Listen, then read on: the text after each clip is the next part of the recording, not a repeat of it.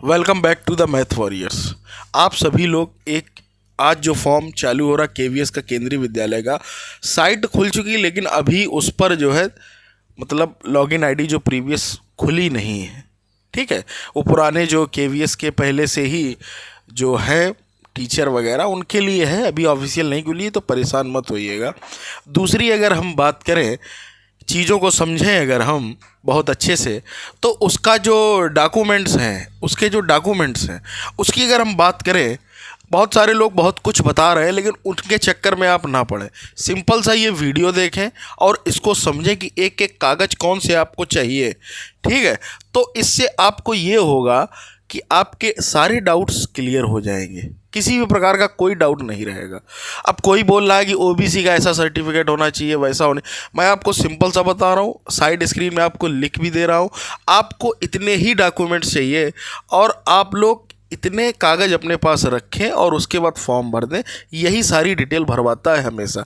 मैं कोई ये पहले फॉर्म भरने का वीडियो नहीं बना रहा हूँ, इससे जने कितने बना चुका हूँ।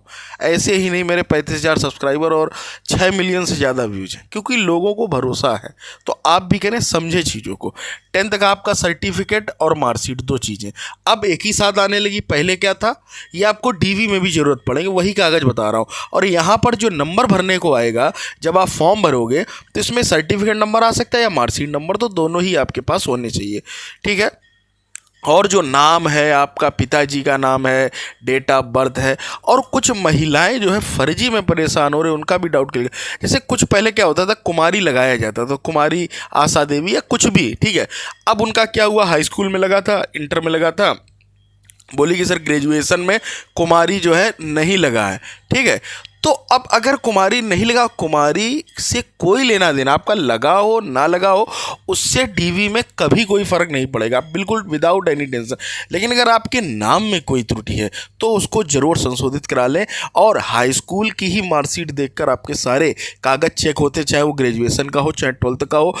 आज हम बात करने वाले हैं सीटेट की बेस्ट बुक के बारे में, जो कि चक्षु प्रकाशन की है। सीटेट का प्रैक्टिस सेट और स्टडी गाइड दोनों ही चक्षु प्रकाशन के आते हैं। आपको प्रैक्टिस सेट में देखने को मिलेगा सारे सब्जेक्ट के साथ संस्कृत विषय भी दिखेगा, जो अन्य किसी भी प्रैक्टिस सेट में देखने को नहीं मिलेगा। जहां पर आपको 2000 प्लस वैकल्पिक प्रश्न, 7 सॉल्व पेपर प्रीवियस ईयर 21 दिसंबर, ये देखिए सब कुछ दिया गया है। और आप इनकी स्टडी गाइड को भी अपनी डेली जो दिनचर्या है उसमें इस्तेमाल करेंगे तो आपका जो स्कोर होगा, एक अच्छा स्कोर जिसको कहते हैं, 90 ही नहीं, पासिंग मार्क्स ही नहीं, 100 प्लस, 110 प्लस, इस तरीके का स्कोर कर पाएंगे जब आप इन दोनों किताबों को अपनी डेली रूटीन में इस्तेमाल करेंगे, प्रैक्टिस सेट और गाइड। तो आप लोग इनको अपने नजदीकी बुक स्टॉल से परचेज करें या डिस्क्रिप्शन में दिए गए लिंक से भी आप परचेज कर सकते हैं। चाहे आपकी डीएलएड की मार्कशीट हो, बीएड की हो, चाहे आपका कास्ट सर्टिफिकेट हो। उम्मीद करता हूँ इस बात को आप समझ गए होंगे। इसके बाद 12th की मार्कशीट सनद होगा, ग्रेजुएशन की मार्कशीट होगी, प्लस डिग्री भी चाहिए। अभी नहीं तो यार दोस्तों डीवी में ज़रूरत पड़ेगी, है ना। अगर यहाँ पर आपको सर्टिफिकेट नंबर मांगेगा तो आपको सर्टिफिकेट नंबर भी मांग सकता है ना। अगर हम अगली बात करें, अगर जो अन्य डिग्री है उसमें किसी का बीटीसी होगा, किसी का बीएड होगा, किसी का मान लेते हैं और कुछ होगा, तो वहाँ पर चीज़ें जो है बदलेंगी। चाहे वो बीटीसी हो, डीएलएड हो, या आपका जेबीटी हो, कई सारे अलग अलग हैं। इंडिया लेवल पर ये वीडियो जाएगा, तो आपको चीज़ें समझनी होगी। कोई भी सर्टिफिकेट आपने डिप्लोमा किया हो या आपने कोई डिग्री की हो, तो वो उसका भी मार्कशीट आती है, उसकी भी सर्टिफिकेट आता है, तो दोनों ही होने चाहिए, नाम वगैरह सब सही होने। अगली बात करें, सीटेट का सर्टिफिकेट होना चाहिए। अब सीटेट का सर्टिफिकेट दोस्तों कहाँ से मिलेगा, एक मार्कशीट होती है, एक सर्टिफिकेट, दोनों ही चाहिए। और दोनों कहाँ से मिलेंगे, आप सिंपल सा कुछ ना करें, डिजी लॉकर डाउनलोड करें। और डिजी लॉकर को डाउनलोड करने के बाद वहाँ पर जो आपका मोबाइल नंबर होगा वो आधार कार्ड से वेरीफाई होना चाहिए। सिंपल सा उसको करें लॉगिन, और उसके बाद आपके सारे डॉक्यूमेंट्स निकल कर आ जाएंगे। तो वहाँ से ही वो मार्कशीट और सर्टिफिकेट जो वेरीफाइड होता है वहीं से मिलता है, कोई ये फिजिकल नहीं देता। तो वहाँ से मार्कशीट नंबर और सर्टिफिकेट नंबर आपको दोनों भरने होंगे। ठीक है, तो अगर आप प्राइमरी का फॉर्म भर रहे हैं तो सीटेट प्राइमरी वाला, अगर आप टीजीटी का भर रहे हैं तो जूनियर वाला चाहिए। ठीक है, समझ गए होंगे बात। अब मेन जो मैटर है कैटेगरी का, तो देखिए कैटेगरी को समझते हैं क्या है क्या नहीं। कैटेगरी हमारे भारत में SC ST OBC EWS इस तरीके। अब OBC के फर्जी के किसी भी यूट्यूबर जो सिलेक्ट हैं उनकी आप बातों के चक्कर में ना पड़े। मैं भी अभी वीडियो देख रहा हूँ, उन्होंने कन्फ्यूजन क्रिएट कर दी फर्जी की, जिसका कोई औचित्य नहीं है। नॉन क्रीमी लेयर को बोला NCL वगैरह सर्टिफिकेट, कुछ ज़रूरत नहीं है यार। OBC का जो नॉन क्रीमी लेयर है या क्रीमी लेयर है, क्रीमी लेयर के लिए आपको बहुत सारी चीज़ों की ज़रूरत होगी। तो क्रीमी लेयर के आप ना वरीता, आप A ग्रेड में पिताजी हो, कई सारे वो जो बहुत हाई लेवल का होता है वो मान होता है। तो अधिकतर लोग OBC में नॉन क्रीमी लेयर में ही आते हैं, और वो आपका जो OBC सर्टिफिकेट होता है उसी में लिखा होता है सिंपल सा, ठीक है।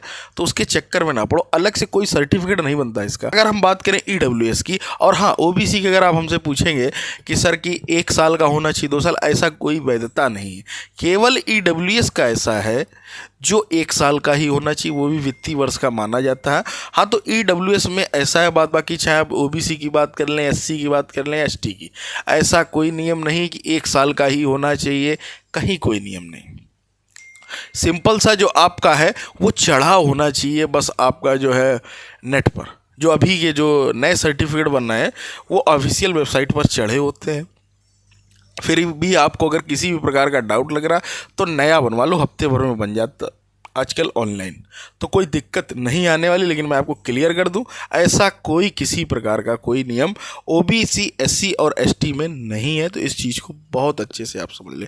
अगर हम अगली बात करें, EWS की हो गई, OBC SC ST ST में बताया जाता है कि राज्य का चल जाता है, लेकिन आप अगर सेंट्रल का बनवा लेंगे तो ज़्यादा ठीक रहेगा। वैसे चल जाता है, कोई दिक्कत नहीं होती है, क्योंकि SC और ST की जितनी कास्ट है। लेकिन फिर भी मैं यही कहूँगा, मेरा यही रिकमेंडेशन रहेगा कि आप सेंट्रल का ही सर्टिफिकेट होना ज़्यादा बेस्ट रहेगा।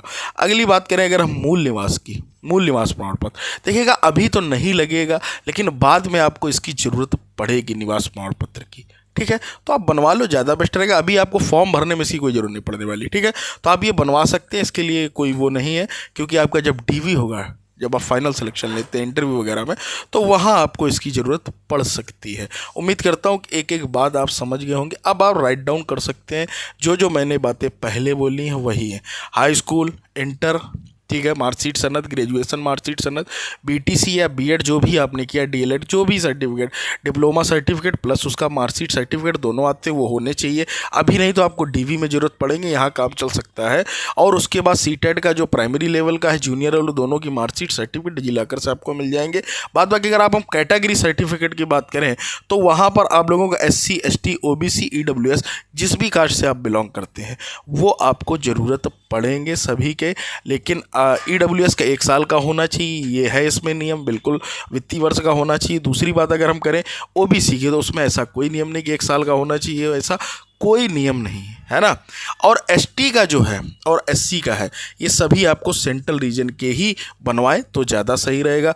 बाद बाकी आपको मूल निवास भी बनवा सकते हैं, उसके लिए कोई पाबंदी नहीं, लेकिन आपको DV में बाद में ज़रूरत पड़ेगी, अभी नहीं, ठीक है। उम्मीद करता हूँ कि एक बात को आप लोग समझ गए होंगे, है ना। मिलते हैं अगले वीडियो में, जुड़े रहिएगा। मैं थोड़ा जैसे ही फॉर्म भरा जाता है तुरंत मैं आप लोगों को बताऊंगा। Till then